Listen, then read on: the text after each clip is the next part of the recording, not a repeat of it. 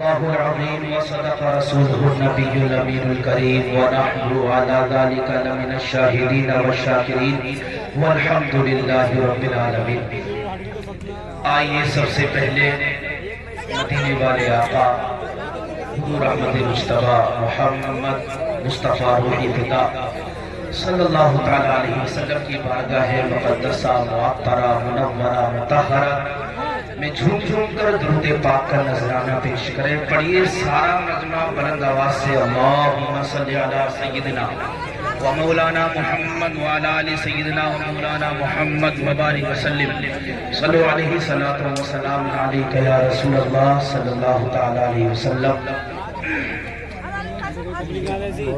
سمجھ سکتے ہیں کہ آپ جس ہستی کے انتظار میں بیٹھے ہیں وہ ہستی آپ کی آنکھوں کی چین آل رسول شہزادہ غازی ملت حضرت علامہ سید شاہ نورانی میاں حفظہ اللہ تعالی فاضل بغداد آپ کی نگاہوں کے سامنے بہت چند تشریف لانے والے ہیں۔ آپ سب ان کے ادب میں آئے ہیں، ان کی محبت میں آئے ہیں، ایک آل رسول کی محبت میں بیٹھے ہیں۔ آپ کا یہاں بیٹھنا بھی آپ کے لیے نیکیوں کا سبب ہے، لیکن ہر ایک مقام کا ایک ادب ہوتا ہے، ہر ایک حال کا ایک الگ ادب ہوتا ہے، ہر ایک وقت کا ایک الگ طریقے کا ادب ہوتا ہے۔ آپ اگر آل رسول کی محبت میں آئے ہیں تو ان کی محبت میں آنے کا ادب یہ ہے کہ آپ با ادب اس مجلس میں بیٹھے، نہ کوئی شور شرابہ کرے، نہ ادھر ادھر گھوما پھری کرے۔ اگر آپ آل رسول کی محبت میں آئے ہیں تو انشاءاللہ امید کروں گا یہ سارے لوگ جو کھڑے ہوئے ہیں وہ اس محفل میں بیٹھیں گے، آپ کو اس محفل میں بیٹھنے کا بھی ثواب ملے گا، آل رسول کے ادب کا ثواب ملے گا۔ امید ہے یہ سب لوگ جو پیچھے کھڑے ہیں وہ بیٹھ جائیں گے۔ بیٹھنا یہ مجلس کے آداب میں سے ہے، آپ کھڑے نہ ہو، انشاءاللہ بیٹھیں گے تو اللہ کی رحمتوں سے وابستہ ہوں گے۔ اللہ کے نبی فرماتے ہیں جو اسی پاکیزہ محفل میں آتا ہے، آ کر کے بیٹھ جاتا ہے، وہ اللہ رب العزت کے سائے میں ہوتا ہے۔ اور ایک حدیث پاک میں ہے، آقا فرماتے ہیں کہ اللہ کے کچھ فرشتے زمین پر گشت کرتے ہیں، آنے کے بعد دیکھتے ہیں زمین پر طرح طرح کے کام ہوتے ہیں۔ فرشتے ساری زمین کا گشت کرتے ہیں، ہر چیز دیکھتے ہیں۔ دیکھنے کے بعد دیکھتے ہیں وہ کہیں تو لوگ گناہوں میں مبتلا ہے، کہیں کوئی کسی گناہ میں ملوث ہے، کوئی کسی گناہ میں ملوث ہے، لیکن وہیں ایک جانب دیکھتے ہیں کہ ایک گاؤں کے اندر ایک پنڈال لگا ہوا ہے، کچھ لوگ اس محفل میں جمع ہیں، اللہ کا ذکر کرنے آئے ہیں، اللہ کے حبیب کا ذکر کرنے اور سننے آئے ہیں۔ اللہ کی قسم اللہ کے نبی فرماتے ہیں ایسی پاکیزہ محفل میں جہاں وہ فرشتے دیکھتے ہیں، ایسی محفل جب دیکھتے ہیں فرشتے اس محفل میں بیٹھ جاتے ہیں، اور بیٹھنے کے بعد تا آخر یعنی آخر تک وہ فرشتے اس محفل میں بیٹھے رہتے ہیں۔ اور جب محفل اختتام کو پہنچ جاتی ہے، خوش نصیب ہیں آپ لوگ جو اس محفل میں بیٹھے ہیں، وہ اللہ کے فرشتے محفل میں آ کر کے بیٹھ جاتے ہیں۔ یعنی آپ اندازہ لگا سکتے ہیں آپ جو یہاں بیٹھے ہوئے ہیں، آپ کے ساتھ اللہ کے مقدس فرشتے بھی جلوہ گر ہیں، اللہ کے مقدس فرشتے بھی یہاں جلوہ فروز ہیں۔ وہ اللہ کے نبی فرماتے ہیں وہ فرشتے مجلس میں آ کر بیٹھ جاتے ہیں، آخر تک بیٹھے رہتے ہیں، اور جب مجلس ختم ہو جاتی ہے وہ اللہ کی بارگاہ میں چلے جاتی ہیں۔ لوگ اپنے اپنے گھر جاتے ہیں، لیکن وہ فرشتے اللہ کے مقدس مقرب فرشتے اللہ کی بارگاہ میں واپس جاتے ہیں۔ جانے کے بعد اللہ کی بارگاہ میں حاضر ہوتے ہیں۔ پروردگار فرماتا ہے فرشتوں بڑا خوش نظر آ رہے ہو، بڑا مسرور نظر آ رہے ہو، فرشتوں کیا بات ہے؟ حالانکہ اللہ تعالیٰ جانتا ہے اس کی وجہ کیا ہے، فرشتوں کے خوش ہونے کی وجہ کیا ہے، لیکن وہ فرشتوں سے کہلوانا چاہتا ہے فرشتوں بتاؤ کہاں سے آ رہے ہو؟ وہ فرشتے عرض کرتے ہیں مولا ہم تیری روئے زمین پر گئے تھے، ہم نے دیکھا تیرے بندے جہاں طرح طرح کے گناہوں میں ملوث تھے، وہی ہم نے دیکھا ایک جانب تیرے کچھ خاص بندے بھی تھے جو تیرے اور تیرے حبیب کا ذکر کر رہے تھے۔ وہ اللہ فرماتے ہیں فرشتوں کو کیا کہہ رہے تھے؟ اللہ کے مقدس فرشتے عرض کرتے ہیں مولا وہ تیرا اور تیرے حبیب کا ذکر کر رہے تھے، تیرے تیرے بندوں کا نام لے رہے تھے۔ مولا اللہ فرماتا ہے اے فرشتوں ذرا یہ تو بتاؤ کیا وہ اپنے لیے کچھ مانگ رہے تھے؟ آپ اس مجلس میں آئے ہیں نا، آپ اس مجلس میں بیٹھے ہیں، یہ مبارک مجلس ہے، کوئی دعا جو آج تک آپ کی مقبول نہ ہوتی ہو آپ اس محفل میں وہ نیک تمنا لے کر بیٹھ جائے۔ کوئی بھی اولاد ہے، کوئی کسی کی طرح پریشانی میں مبتلا ہے، جس بھی طریقے کی پریشانی ہو، جس بھی طریقے کی دعا ہو، وہ دعا اپنے دل میں لے کر اس مجلس میں بیٹھ جائے اور آگے کے حدیث کے الفاظ سنے۔ نبی فرماتے ہیں وہ اللہ کے مقدس فرشتے اللہ کی بارگاہ میں عرض گزار ہوتے ہیں، پروردگار وہ تیرے حبیب کا ذکر کر رہے تھے، وہ اپنے لیے کچھ نہیں مانگ رہے تھے۔ فرشتے کہتے ہیں مولا وہ اپنے لیے کچھ نہیں مانگ رہے تھے، لیکن تو علیم بذات الصدور ہے، تو دلوں کے حالات جانتا ہے۔ اے پروردگار تو جانتا ہے کس کے دل میں کیا تمنا ہے، تو جانتا ہے کس کے دل میں کیا آرزو ہے، تو جانتا ہے کس کے دل میں کیا دعا ہے۔ اے پروردگار تو دلوں کے رازوں کو جاننے والا ہے، تو دلوں کے حالات کو جاننے والا ہے، تو خوب جانتا ہے۔ اگرچہ یہ بندے اپنی زبان سے کچھ نہیں مانگ رہے تھے، اپنے لیے کچھ دعائیں طلب نہیں کر رہے تھے، لیکن مولا تو دلوں کے حال کو جانتا ہے۔ اے پروردگار جس کے دل میں جو تمنا ہے وہ اپنے علم کے مطابق اس تمنا کو جانتا ہے۔ مولا اس کے دل کی تمنا کو جانتا ہے، سب کے دل کی تمنا۔ نعرہ تکبیر، نعرہ رسالت، نعرہ غوثیت، جشن غوث الورا کانفرنس، نعرہ تکبیر۔ اس فضیلت کے وہی طلبگار ہیں، اس فضیلت کے وہی حامل ہیں جو اس مجلس میں بیٹھے ہیں۔ امید ہے یہ حدیث سننے کے بعد آپ لوگ یہاں کھڑے نہیں رہیں گے۔ اللہ اکبر۔ ایک مرتبہ سارا مجمع اپنی بیداری کا شکر کریں، مچل کے کہہ دیں سبحان اللہ، سبحان اللہ۔ میں نے آیت کریمہ پڑھی، اللہ تعالیٰ ارشاد فرماتا ہے کہ لا اسألکم علیہ اجرا الا المودۃ فی القربی۔ اے محبوب آپ فرما دیجئے کہ میں ان لوگوں سے اس پر یعنی دین کی خدمت پر کوئی اجر طلب نہیں کرتا، میں نے ان کو ظلمات سے نکال کر کے نور کے اندر داخل فرما دیا، کفر کی تاریکی سے نکال کر کے ایمان کی روشنی میں داخل فرما دیا۔ میں اس بات پر کوئی تم سے اجرت طلب نہیں کرتا، الا المودۃ فی القربی۔ اگر میں تم سے اس پر کچھ طلب کرتا ہوں تو وہ میرے اہل بیت کی محبت ہے، وہ میرے اہل بیت کی محبت ہے، میرے رشتہ داروں سے محبت ہے۔ دین کی خدمت کی 63 سال میں دین کی خدمت کی، یوں تو 40 سال نبوت کے قبل تھے، لیکن در حقیقت 40 سال بھی نبی کی وہ دین کی خدمت کے لیے تھے، دین کی نشر و اشاعت کے لیے تھے۔ وہ 63 سال کی زندگی انسانوں کی ہدایت کے لیے تھی۔ 63 سال تک جو اللہ کے دین کی خدمت کی، اللہ کے دین کو پھیلایا، اللہ کا نام جو دنیا تک پہنچایا ہے، وہ 63 سال کی زندگی کا نتیجہ ہے۔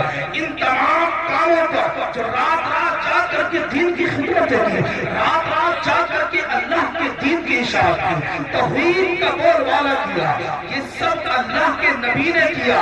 لیکن اللہ کے نبی فرماتے ہیں میں تم سے اس بات پر کوئی اجرت طلب نہیں کرتا۔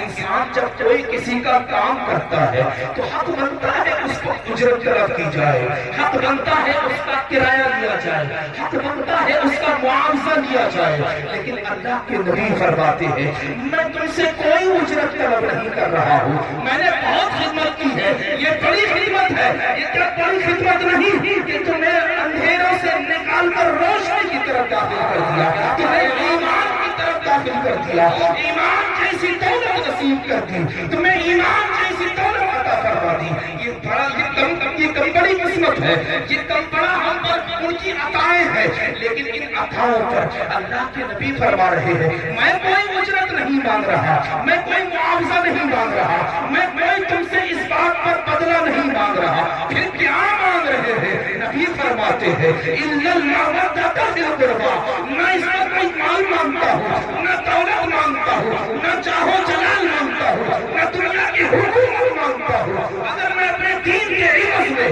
دین کے بدلے میں اگر میں تم سے کچھ مانگتا ہوں تو وہ میرے رشتہ دار میرے اہل بیت ہیں۔ زندہ باد، زندہ باد، بہت اچھا لگا، بہت اہل بیت کی محبت ہے۔ اللہ اکبر. اور یہاں پر دیکھ نقطہ الا المودۃ فی القربى. ایک ہوتی ہے محبت اور ایک ہوتی ہے مودت. محبت کہتے ہیں کہ جب محبوب کو محب کو محبوب سے ہو جاتی ہے تو محبت کے بغیر چین پڑ سکتا ہے. یعنی محبوب دور رہے محب جی سکتا ہے, اس کو چین و سکون حاصل ہو سکتا ہے, کسی دوسری چیزوں سے وہ اپنا دل لگا سکتا ہے. اسے محبت کہتے ہیں. یعنی محب کو محبوب سے دور رہنے کے بعد اس کو چین و سکون کسی بھی طریقے سے مل سکتا ہے. اگر ایسی محبت ہے وہ محبت کہلاتی ہے. لیکن جس محبت میں محبوب کے بغیر سکون نہیں ملتا, جس محبت میں محبوب کے بغیر سکون و چین نہیں ملتا, جس محبت میں محبوب کے بغیر دل نہیں لگتا, ایسی محبت کو مودت کہتے ہیں. اللہ کے نبی فرماتے ہیں, میں تم سے صرف اللہ کے نبی فرماتے ہیں تم سے صرف محبت نہیں طلب کر رہا بلکہ اپنے اہل بیت کی محبت اہل بیت کی محبت طلب کر رہا. اللہ اکبر. آج جو انسانوں کے حالات ہیں, انسانوں کے حالات, مسلمانوں کے حالات پوشیدہ نہیں ہے. آج اللہ کا نام جو لیتا ہے اسے سلاخوں کے پیچھے ڈال دیا جاتا ہے. جو اللہ کی توحید کی تبلیغ کرتا ہے, اللہ کے دین کی تبلیغ کرتا ہے, اسے سلاخوں کے پیچھے ڈال دیا جاتا ہے. ایسے میں ہمیں ایک جٹ ہونے کی ضرورت ہے. لیکن افسوس ہے مسلمانوں کے حالات پر, ایسے میں بھی ابھی پیر پرستی میں لگے ہوئے ہیں. میرا پیر بڑھیا ہے, میرا پیر اچھا ہے, میرا پیر اس سے بہتر ہے. لوگوں یہ وہ وقت نہیں ہے کہ تمہیں پیر پرستی کی بجائے تمہیں دین کی تبلیغ میں تمہیں اللہ کے دین کی حفاظت کرنی ہوگی. اور اللہ کے دین کی حفاظت اسی وقت ممکن ہے کہ جب تم ایک جٹ ہو جاؤ گے, جب ایک مٹ ہو جاؤ گے. قسم خدا کی حافظ ملت نے فرمایا تھا یہ اختلاف کرنا تمہاری موت کا سبب ہے. اگر تم زندہ رہنا چاہتے ہو تو اتفاق کر لو, ایک جھنڈے کے سائے تلے آ جاؤ, ایک جھنڈے کے تلے آ جاؤ, مسلمان بن کے رہو. تم اپنے دین کو بانٹو مت, تم فرقہ واری میں مت پڑھو. چونکہ نبی نے فرمایا, ترمذی شریف کی حدیث پاک ہے, جب بنی اسرائیل 72 فرقوں میں بٹی تھی وہ جہنمی ہو گئی تھی. اللہ اکبر. تم فرقوں میں نہ بٹو, مسلمان ہو, ایک ہو جاؤ. اگر ایک ہو جاؤ گے تم دنیا کو پلٹ دو گے. جب مسلمان ایک ہوا تب تک دنیا میں حکومت نہیں. جیسے ہی مسلمانوں میں اختلاف پیدا ہو گیا ویسے ہی دنیا کی اقتدار ہمارے ہاتھوں سے نکل گیا, حکومت ہمارے ہاتھوں سے نکل گئی. اللہ اکبر. یہ اختلاف کون کرتا ہے؟ بڑے نہیں کرتے ہیں. جو بڑے ہیں وہ بڑے سکون سے رہتے ہیں, بڑے لوگ نہیں کرتے. کوئی کسی پیر کا کسی سے کوئی اختلاف نہیں ہے. یہ جو اختلاف ہوتا ہے نا, یہ مریدوں میں اختلاف ہوتا ہے, مریدوں میں اختلاف ہوتا ہے. پیر کوئی مختلف نہیں ہوتا. آج کچھ لوگ ہیں جو اہل بیت کو مانتے ہیں, صحابہ کو گالیاں دیتے ہیں. کچھ ایسے لوگ ہیں جو صحابہ کو مانتے ہیں لیکن اہل بیت کا بغض ان کے دلوں میں ہے. ایسے ہو جاؤ کہ تم صحابہ والے بھی ہو, اہل بیت والے بھی ہو. کیونکہ میرے نبی نے فرمایا, اصحابی کالنجوم, میرے صحابہ ستاروں کے مانند ہے. جو صحابہ کی اتباع کرے گا وہ ہدایت پا جائے گا. اور صرف صحابہ کو نہیں لے گا بلکہ اہل بیت کی محبت بھی لے گا ہے. میرے نبی فرماتے ہیں, مثل اہل بیتی مثل سفینۃ نوح, میرے اہل بیت کی مثال نوح کی کشتی کے مانند ہے, نوح کی کشتی کی طرح ہے. جو اس میں بیٹھ جائے گا من رنگی وہاں نہ جا, جو اس میں سوار ہو گیا نجات پا گیا. ومن ترکہا ومن تخلف عنہا, جو اس سے پیچھے ہٹ گیا ہلاک ہو جائے. آ رہی تکبیر, آ رہی رسالت, آ رہی غوثیت, جشن غوث الورا کا صحابہ والے بھی ہو جاؤ اور اہل بیت والے بھی ہو جاؤ. قسم خدا کی, پہلے کے لوگ نا ستاروں کو دیکھ کر کے اپنی منزل تلاش کر لیا کرتے تھے. ستاروں کا علم جس کے پاس ہوتا تھا وہ راستہ معلوم کر لیا کرتا تھا. لیکن راستہ معلوم کرنا ہی کافی نہیں ہے, بلکہ اگر دریا بیچ میں آ جائے تو اس کو پار کرنے کے لیے کشتی کی بھی ضرورت پڑتی ہے. یعنی اگر کشتی ہے, اگر ستاروں کا علم نہیں ہے, صرف کشتی ہے, تو دریا میں تو بیٹھ جاؤ گے, دریا میں تیرنا شروع کر دو گے, لیکن گھومتے رہو گے منزل ہاتھ نہیں آئے گی. ستاروں کا بھی علم ہونا ضروری ہے, لیکن صرف ستاروں کا علم کافی نہیں ہے. ستاروں کا علم کے ساتھ ساتھ تمہیں کشتی کی بھی ضرورت ہے. کیونکہ ستاروں کا علم ہوگا منزل تو معلوم کر لو گے, لیکن تم کشتی نہ ہونے کی وجہ سے دریا پار نہیں کر सकते, मंजिल मकसूद तक नहीं पहुंच सकते। अल्लाह अकबर, तो बेड़ा तो उसका पार है, कश्ती के किनारे उसके लगे, मंजिल मकसूद तो उसको मिलेगी जिसके पास सितारों का भी है, जिसके पास कश्ती भी है। आला हजरत लगे मिसरों में मैं अपनी बात को खत्म करूं और मुस्तफा के दो हदीस दो फरमान को एक जगह करूं तो इस तरह कह सकता हूं, कसम खुदा की आला हजरत फरमाते हैं, अहले सुन्नत का है बेड़ा पार, असहाबे हुजूर नजर है और नाम है इकरत रसूल है।